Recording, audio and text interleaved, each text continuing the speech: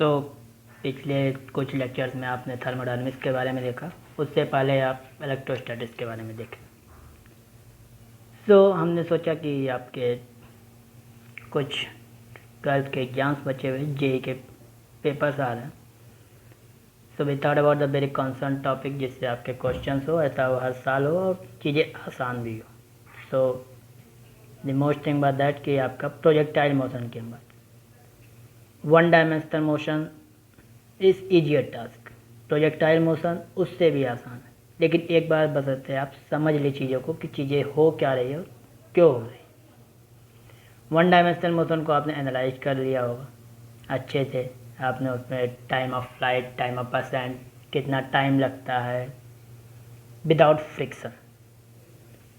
Same two dimensional motion की जब हम बात करते हैं तो बच्चे कंफ्यूज हो जाते हैं कि अगर दो डायमेंशनल की बात कर रहे हैं तो मतलब मोशन दोनों एक साथ हो रहे हैं तो दोनों हमको एक साथ सॉल्व करना पड़ेगा, तो कॉम्प्लिकेशंस बढ़ जाएंगे।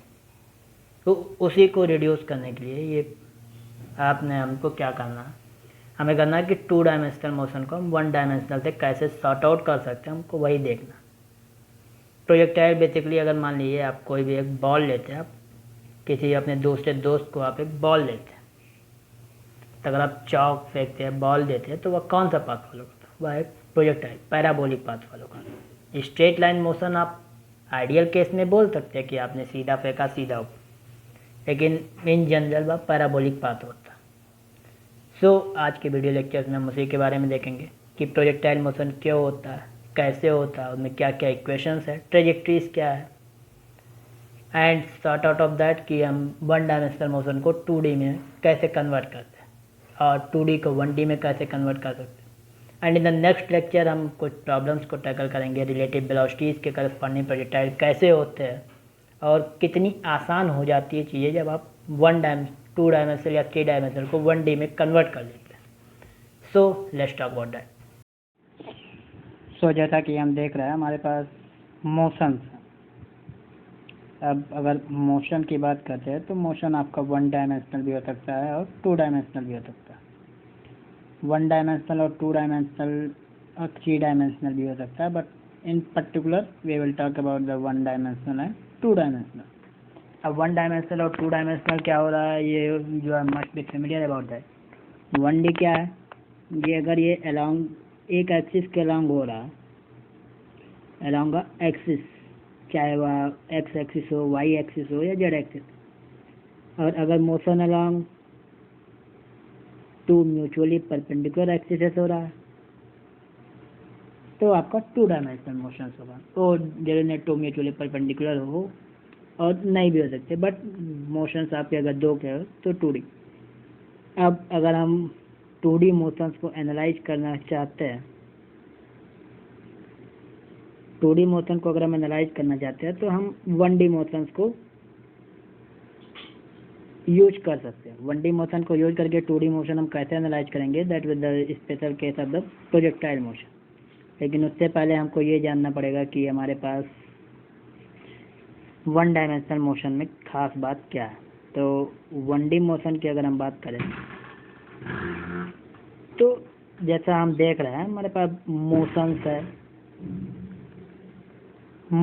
तो मोशन क्या मतलब ऐसा क्या हो रहा है कि मोशन हो रहा है। मोशन बेसिकली क्या है, it is the state of change. कोई भी अगर ऑब्जेक्ट है, कोई भी स्टेट है, मान लीजिए वह अभी यहाँ पे रखा हुआ है, अब इसमें कुछ भी चेंजेस अगर होते हैं और ये ऑब्जेक्ट किसी दूसरे पोजीशन पे पहुंच जाता है तो हम कहते हैं कि ये ऑब्जेक्ट जो है, ए जो है आपका, वह मोशन में है।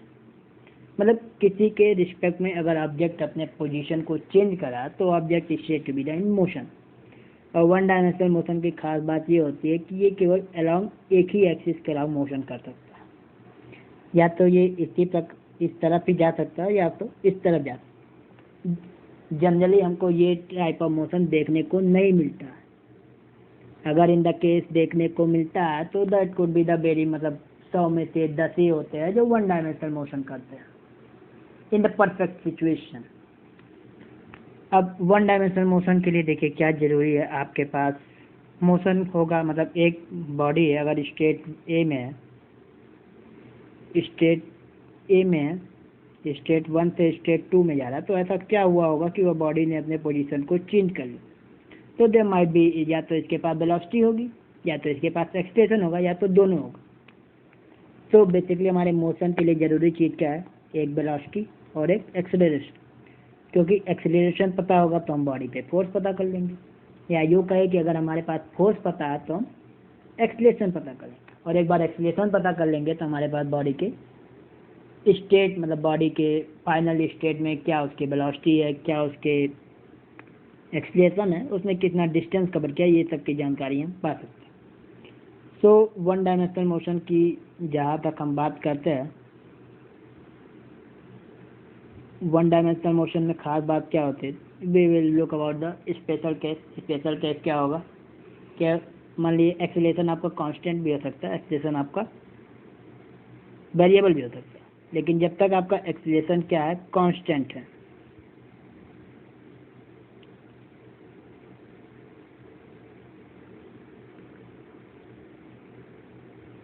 अब अगर कांस्टेंट एक्सेलरेशन है तो कांस्टेंट एक्सेलरेशन के लिए आपके पास 3 इक्वेशंस ऑफ मोशन है। v बराबर u प्लस ए टी है, दूसरा है f is equal to u t plus half a t square है, u t plus half a t square, और तीसरा है आपका v square is equal to u square plus 2as।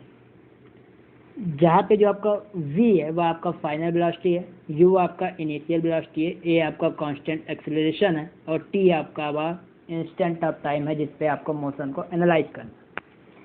s आपका distance covered by the body, और more general आपका अगर vector form में जाते हैं तो वह डिस्प्लेसमेंट कवर्ड है। तो अगर हमको वेलोसिटी, इनिशियल वेलोसिटी पता करना हो, तो जब को हमारे पास फाइनल इनिशियल वेलोसिटी दिया हो, एक्सेलरेशन दिया हो, और किसी इंस्टेंट पर अगर हमको फाइनल वेलोसिटी फाइंड आउट करना है, so will use this equation. अगर हमारे पास इनिशियल वेलोसिटी दिया हो, एक्सेलरेशन दिया हो, किसी इंस्टेंट ऑफ टाइम पे हमको डिस्प्लेसमेंट फाइंड करना, तो सो विल यूज दिस। और अगर हमको टाइम नहीं दिया हुआ, सिर्फ इनिशियल और फाइनल वेलोसिटी दी हुई है, तो उससे भी डिस्प्लेसमेंट पता कर सकते हैं यूजिंग दिस। सो हमारा कंसर्न ये नहीं है, हमारा कंसर्न क्या है, हमारा कंसर्न है कि ये सब वन डायमेंशनल मोशन, हमारा कंसर्न है कि 1D मोशन को यूज करके 2D मोशन को प्रॉब्लम्स को कैसे सॉल्व करेंगे। अब 2D मोशन है तो उसमें 2 वेरिएबल्स होंगे, एक आपके वेलोसिटी x की तरफ होंगी और एक आपके वेलोसिटी y की तरफ होंगी। अब अगर x और y में आपकी वेलोसिटीज है, तो जैसे मान लीजिए आपने एक, ये लीजिए आपके पास, अगर मान लीजिए एक एक्सिस है, ये x एक्सिस है और ये y एक्सिस। अगर आपने किसी बॉल को या किसी भी बॉडी को आपने u वेलोसिटी दिया है with angle theta made by the horizontal, ये एंगल आप वर्टिकल से भी बना सकते हैं, लेकिन जनरली जो हम कैलकुलेशंस करेंगे, जनरली जो हम सॉल्व आउट करके प्रॉब्लम निकालेंगे, उसमें जो थीटा होगा वो आपका क्या होता है, बट हॉरिजॉन्टल से एंगल, वर्टिकल से एंगल बनेगा। एक बार आप कॉन्सेप्ट जान लेंगे कैसे सॉर्ट आउट करते हैं, कैसे 1D प्रॉब्लम्स को 2D में कन्वर्ट करते हैं, मतलब 2D को 1D में कैसे कन्वर्ट करते हैं, then that will be your easy task. अब मान लीजिए अगर ये u है, तो आपको ये पता होगा, अगर हम x के अलाउंग हम इसका कंपोनेंट निकालें, इनिशियल वेलोसिटी का कंपोनेंट, तो वह कितना होगा, वह होगा u cos थीटा, कोई डाउट नहीं। और जो आपका इनिशियल वेलोसिटी होगा वह होगा u sin थीटा। अब हमारे पास एक्सीलरेशन की बात करते हैं, तो पूरे मोशन के अबाउट हमने जो है, सिर्फ जो हम मोशन पढ़ने जा रहे हैं, स्पेशल केस आपका जो प्रोजेक्टाइल मोशन है, प्रोजेक्टाइल क्या है, प्रोजेक्टाइल मोशन। प्रोजेक्टाइल मोशन की एक खास बात होती है कि इसमें जो भी एक्सीलरेशन होता है वह सिर्फ और सिर्फ निगेटिव y में लगता है, मतलब निगेटिव y कहने का मतलब है कि अगर इसको पॉजिटिव y मान लें तो जो एक्सीलरेशन ड्यू टू ग्रेविटी होगा वह डाउनवर्ड लगेगा। इसके अलावा पूरे मोशन में कहीं भी कोई हॉरिजॉन्टल में एक्सीलरेशन नहीं लगता और कोई भी एक्सीलरेशन नहीं होता। सो बेसिकली अगर हम देखें तो ए एक्स मतलब हॉरिजेंटल में अगर एक्सीलरेशन की बात करें तो वह नहीं होता, लेकिन अगर हम वाई की बात करें तो वाई में एक्सप्रेशन होता है वह माइनस जी होता है। साइन कन्वेंशन के लिए हमने ये जी जो might be familiar with the unit metre per second square, इसकी वैल्यू आपकी बेसिकली अप्रॉक्सीमेटली होती है। अगर हम 10 मान लें तो कोई गलत बात नहीं है। सो अब अगर हम देखें कि इसके मोशन को एनालाइज करते हैं तो इसके मोशन को एनालाइज करने के लिए हमारे पास क्या होना चाहिए। सबसे पहले देखिए आप अगर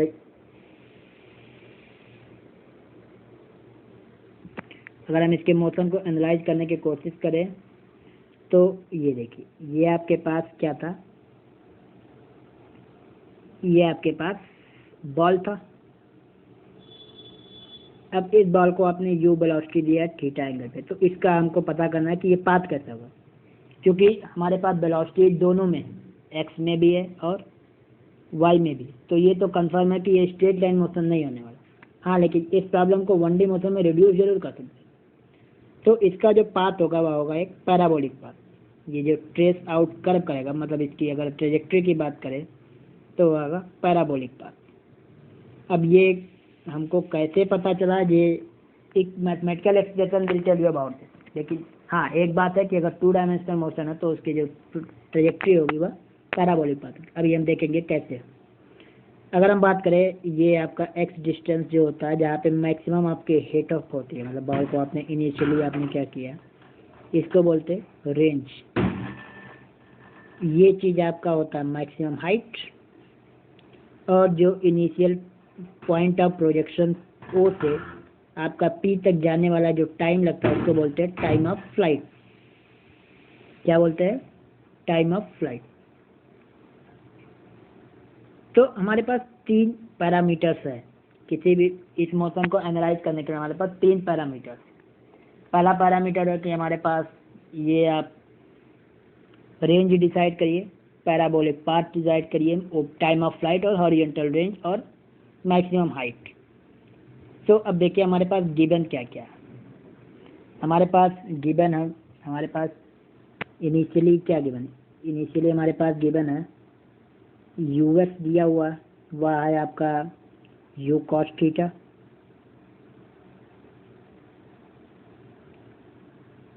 यू वाई दिया हुआ है आपका यू साइन थीटा,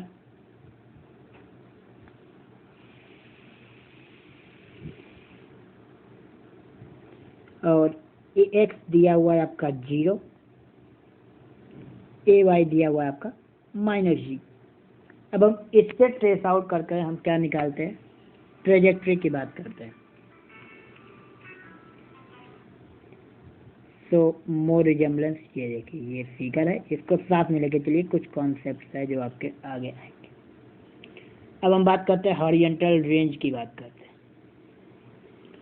तो अगर हम हॉरिजॉन्टल रेंज की बात करें तो एक खास बात आप देख रहे होंगे कि जो भी आपका मैक्सिमम पाथ है या पॉइंट ऑफ प्रोजेक्शन से जहाँ पे आपके मैक्सिमम जो रेंज है, हॉरिजॉन्टल डिस्टेंस रेंज जिसको बोल रहे हैं, बाहर से वहाँ पे जाने में टाइम लग रहा है आपका, टाइम ऑफ फ्लाइट आपको इनिशियल वेलोसिटी, चूँकि ये किसमें एक्स में, तो जो एक्स के कंपोनेंट्स होंगे, वेलोसिटी के जो एक्स कंपोनेंट होंगे और एक्सीलरेशन के जो एक्स कंपोनेंट होंगे, वही आपका रेंज के लिए जरूरी होगा, मतलब वही रेंज डिसाइड करेगा। वाई का हमसे कोई मतलब नहीं। द मोस्ट इम्पॉर्टेंट थिंग, आपको जब एक्स में आप काम करेंगे तो एक्स के अलॉन्ग 1 डायमेंशनल मोशन एनालाइज करेंगे, वाई में आप काम करेंगे तो वाई में एनालाइज करेंगे। सो अगर हम बात करें एक्स की, एक्स जो कि आर है, सेकंड इक्वेशन ऑफ मोशन आपका क्या था, you x t plus half a x into t square, जहाँ पे यू एक्स आपका कितना है, यू एक्स आपका है यू कॉस थीटा, और टाइम ऑफ फ्लाइट को हम कैपिटल टी से रिप्रेजेंट करें, और प्लस ए एक्स आपका 0, इसलिए ये वाला टर्म पूरा 0 हो जाए। अब हमारा मेन कंसर्न क्या है, मेन कंसर्न हमारा टाइम ऑफ फ्लाइट निकालना। अगर टाइम ऑफ फ्लाइट निकाल लेते हैं तो हमको ये जो रेंज है वह पता चल जाएगा। अब टाइम ऑफ फ्लाइट कैसे निकालेंगे, टाइम ऑफ फ्लाइट निकालने के लिए अगर हम देखें तो अगर हम इसी कंपोनेंट में वाई की बात करें, मैक्सिमम रेंज में अगर हम वाई की बात करें तो वाई है कितना, वाई 0 है। यहाँ से एक्स एक्सिस पे आपने प्रोजेक्शन किया वाई पे। फॉर टाइम ऑफ फ्लाइट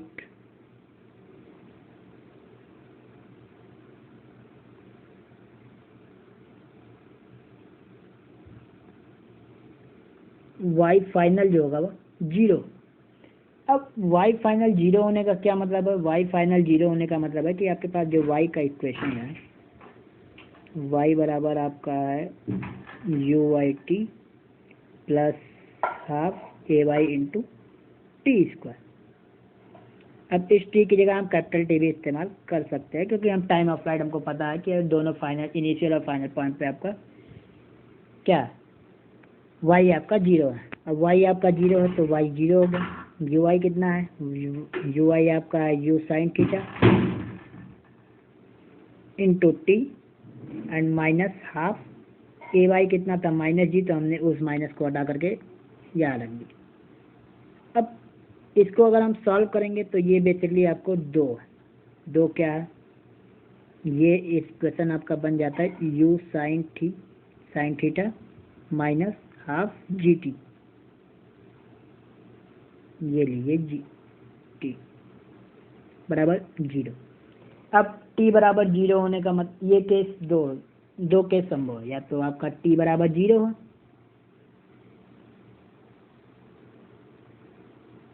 या तो क्या हो, या तो आपका t बराबर 0। तो t बराबर 0 आपका इनिशियल केस होगा, मतलब यही पे है। तो हॉरिजॉन्टल रेंज की बात करें तो टाइम ऑफ फ्लाइट के लिए हॉरिजॉन्टल रेंज होना चाहिए। तो ये आपका जो केस बन रहा है, ये आपका t is equals to capital T। So अगर हम t बराबर 1 तो होता है, t बराबर 0 इनिशियल केस होता है, और दूसरा t आपका अगर इसको सॉल्व करेंगे तो वो आ जाता है 2u साइन थीटा बाई जी। अब यही हमारा क्या है, यही हमारा आपका टाइम ऑफ फ्लाइट है। अगर आपको 1D मोशन याद हो कुछ, तो अगर आप वर्टिकल मोशन की बात करते हैं, व्हेन थीटा बराबर 90 रख देते हैं, मतलब जब थीटा आप 90 रख देंगे तो ये वाला पूरा वर्टिकल मोशन हो जाएगा। और वर्टिकल मोशन हो जाएगा तब जो टाइम ऑफ फ्लाइट होता था वह करता था 2u/g, क्योंकि साइन 91 हो गया 2u/g। तो आपको ये पता है कि u/g ऊपर जाने में लगता है और u/g नीचे आने में लगता है। तो ये टोटल टाइम ऑफ फ्लाइट है, time of ascent plus time of descent. So ये हमारे पास टाइम ऑफ फ्लाइट आ गया। अब टाइम ऑफ फ्लाइट आ गया तो अब क्या आ जाएगा, हमारे पास रेंज आ जाएगी। रेंज कैसे आएगी? रेंज हमारे पास क्या था? रेंज हमारे पास पहला इक्वेशन था क्या, u कॉस थीटा और इंटू टी। अब टाइम ऑफ फ्लाइट हमारे पास है ही, टाइम ऑफ फ्लाइट हमारे पास है u कॉस थीटा और इंटू टी है आपका 2u साइन थीटा और बाई जी। तो ये बेसिकली क्या हो गया, ये अगर बात करो तो ये हो गया 2u² cos theta into sine theta upon g. अब अगर हम u²/g को बाहर ले लें और 2 cos theta into sine theta क्या होता है, ये होता है साइन ऑफ 2 थीटा। तो जो हमारा रेंज आया है, रेंज जो आया आपका रेंज, ये कितना आया, u² साइन 2 थीटा बाई जी। ये हमारा तीसरा पार्ट। अब हमारा दो पैरामीटर्स तो निकल गया, टाइम ऑफ फ्लाइट निकल गया और आपका क्या निकल गया, हॉरिजॉन्टल रेंज निकल गया। जो तीसरा हमारे पास जो पैरामीटर बचता है वह क्या है, तीसरा हमारे पास जो पैरामीटर है वह है आपका मैक्सिमम हाइट। तो आपको पता होगा किसी भी चीज़ का अगर मान लीजिए आपने नीचे से उसको किसी को आपने u वेलोसिटी दिया हुआ और इसके मैक्सिमम हाइट में अगर आप इंटरेस्टेड है, मैक्सिमम हाइट में इंटरेस्टेड है, तो ये वेलोसिटी आप सोचिए, खुद सोचिए ये वेलोसिटी मैक्सिमम हाइट कब अटेंड करे। मतलब अगर यहाँ पे जा रहा है, इसके पास कुछ वेलोसिटी होगी तो ये मैक्सिमम हाइट तब ये नहीं रह जाएगा। मतलब जहाँ कहीं भी इस पार्टिकल की वेलोसिटी 0 हो जाएगी वहीं पे उसका मैक्सिमम हाइट होगा। तो same with the case, same हमारे पास केस क्या, हमारे पास सेम केस है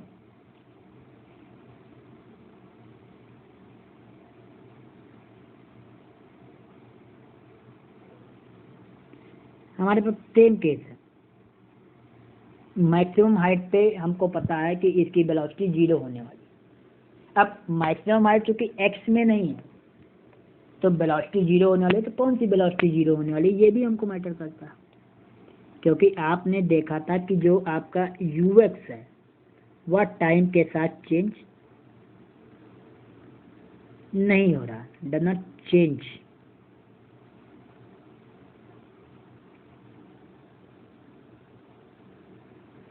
आपने देखा था यूएक्स आपका टाइम के साथ चेंज नहीं हो रहा, लेकिन वीएक्स में चेंज हो रहा है। वीएक्स की अगर हम बात करें तो वीएक्स इज इक्वल टू, अगर बात करें तो वी वाई की बात करो, u y into t plus a y into t, क्योंकि हमारे पास यू वाई कितना है, यू वाई आपका है यू साइन थीटा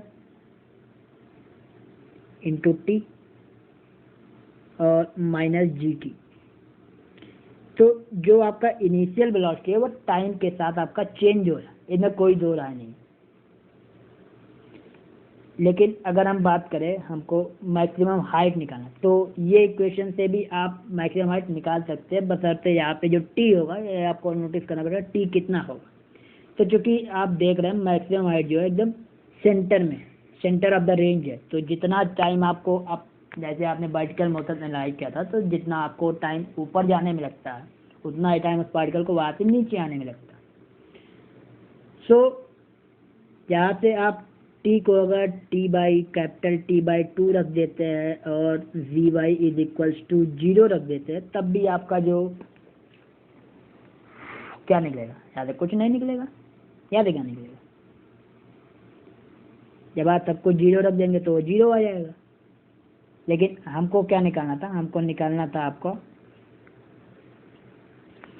हमको आपके पास निकालना था मैक्सिमम हाइट। तो आपके पास जो ये वाला इक्वेशन है, ये वाला इक्वेशन याद है, v y square is equal to u y square plus 2 into a y into maximum height. तो वी वाई आपका 0 हो गया, यू वाई आपका कितना है, यू वाई आपका है यू साइन थीटा का होल स्क्वायर और minus 2 into g into H. अब अगर यहाँ से एच की बात करो तो एच आपका आ जाता है कितना, you square sine square theta upon 2g। सो हमारे पास तीनों पैरामीटर्स निकल आए। पहला पैरामीटर था आपका, पहला पैरामीटर आपके पास था टाइम ऑफ फ्लाइट, जो कि ये है 2u साइन थीटा बाई जी। दूसरा पैरामीटर हमारे पास हॉरिजॉन्टल रेंज का था, वह था आपका u square by g into sine 2 theta. और जो तीसरा हमारे पास पैरामीटर बचता है वह हॉरिजॉन्टल मैक्सिमम हाइट बाय आपका u square sine square theta by 2g।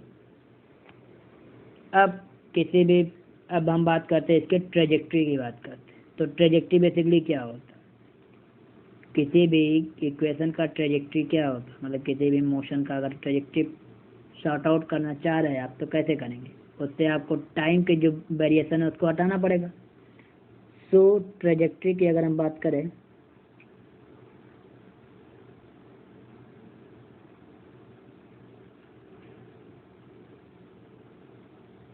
Trajectory में हमको टाइम को हटाना है।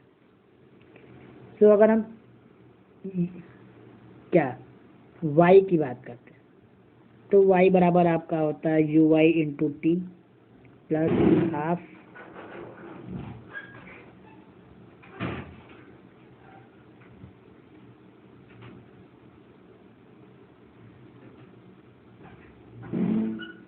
Half a y into t square. और सिमिलरली आपका x के लिए भी इक्वेशन होता है, x is equal to u x into t plus half into a x into t square. अब y के लिए, अब हमको यहाँ से दोनों इक्वेशन में से टाइम को हटाना है और x को लाना है। तो अगर हम इसको सॉल्व करें, क्योंकि x में कोई चेंजेस नहीं आ रहे, एक्सप्रेशन ए एक्स कितना 0 है, तो यहाँ पे आ गया आपका x is equal to u cos theta और इंटू टी। तो जो आपका टी आ गया कितना आ गया, x by u cos theta. अब अगर हम इसी टी को इसमें पुट कर देते हैं, इसी में अगर हम पुट कर देते हैं तो ये हो जाता है आपका कितना, y is equal to u y into t की जगह आपने रख दिया x by u cos theta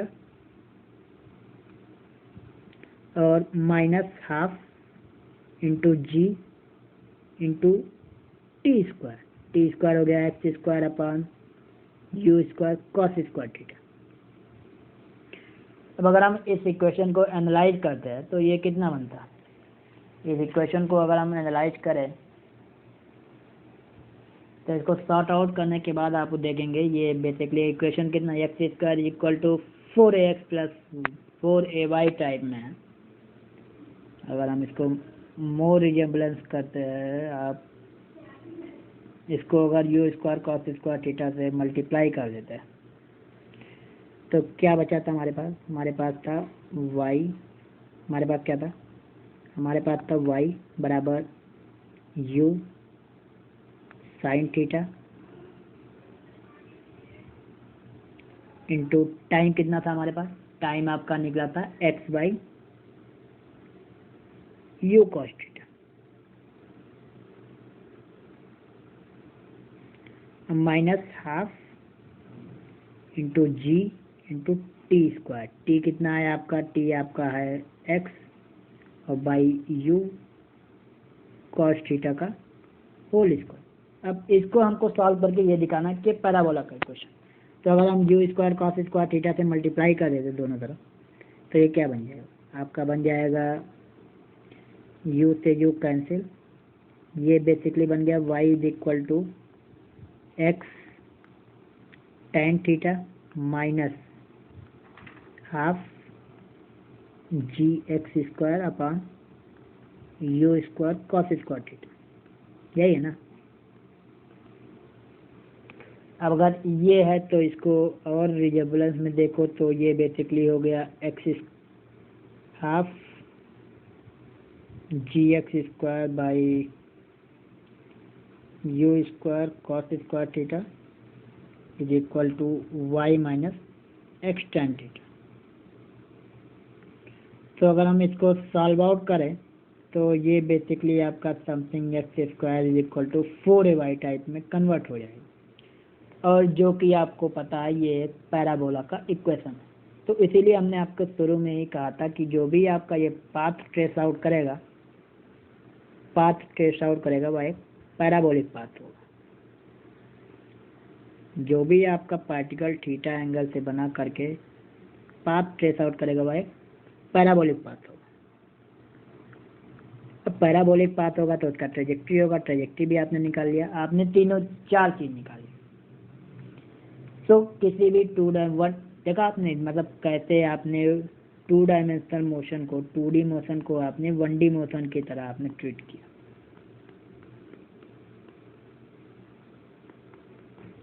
अब 2D मोशन को आपने 1D मोशन की तरह ट्रीट किया, then you are familiar with the, उसमें कोई दिक्कत नहीं है। 3 डायमेंशनल को भी आप 2 डायमेंशनल में कन्वर्ट कर सकते हैं, प्रोवाइडेड डेट आपके पास 3 कंपोनेंट्स होंगे, वेलोसिटी और एक्सीलरेशन।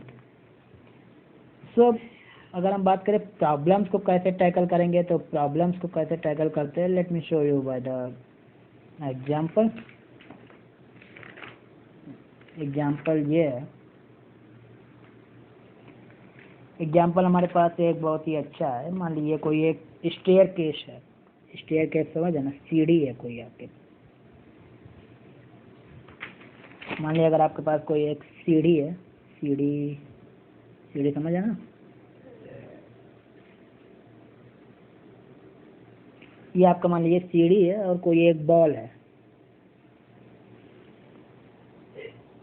ईच स्टेप को आपने 10 सेंटीमीटर हाइट है,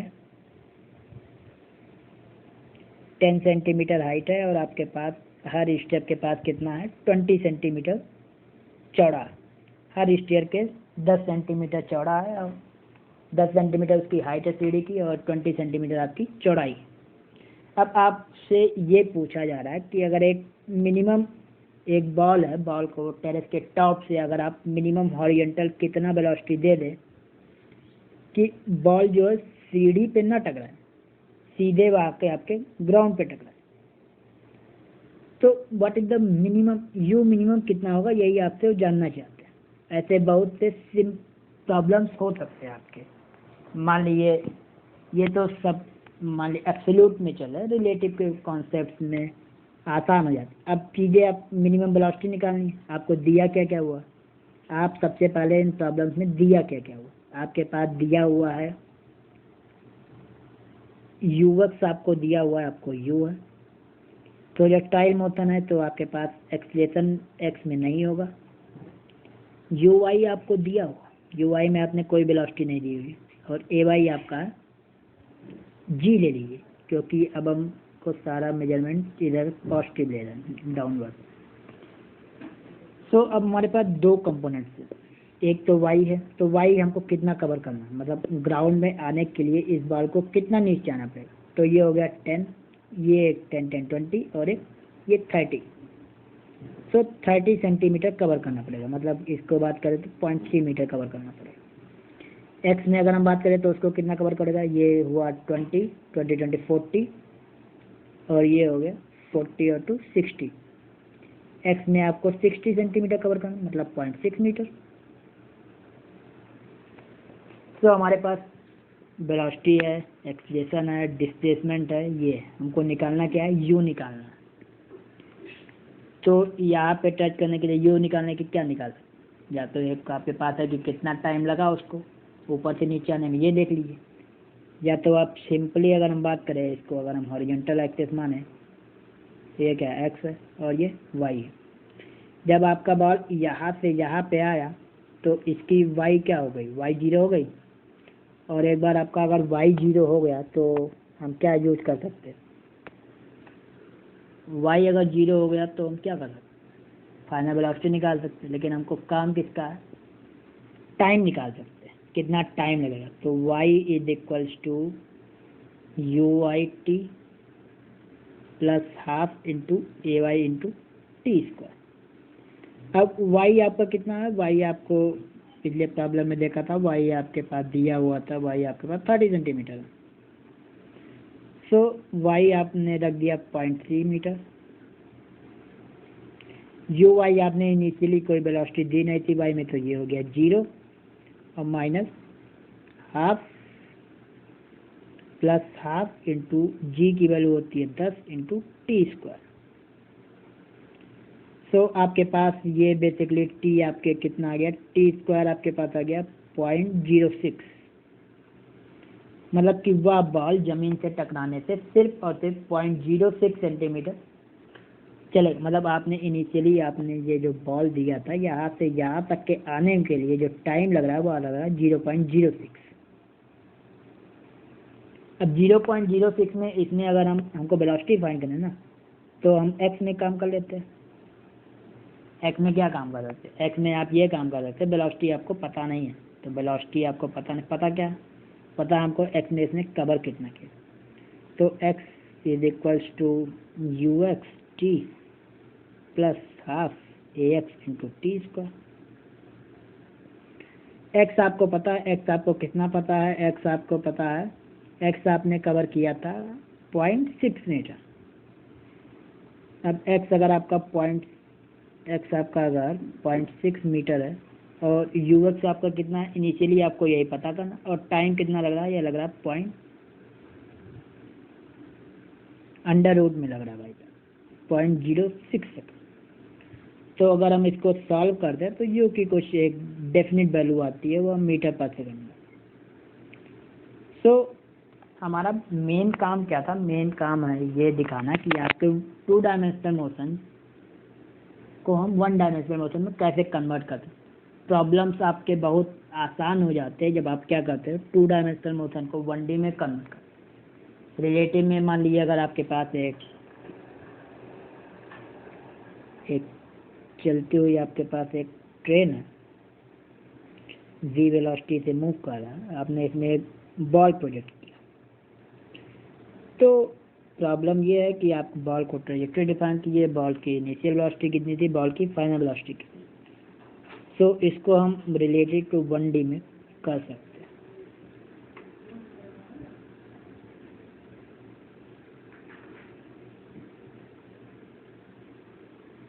हमारा मेन कंसर्न क्या था कि 2D के प्रॉब्लम्स को 1D में कैसे कन्वर्ट करें। और हमारे पास प्रोजेक्टाइल मोशन था। प्रोजेक्टाइल मोशन में 3 चीज़ें हमने निकाली। पहला निकाला था हमने time of flight. Time of flight आया था आपका 2u sin θ/g। दूसरा आपने हॉरिजेंटल रेंज निकाला था, वह था आपका u² sin 2θ/g।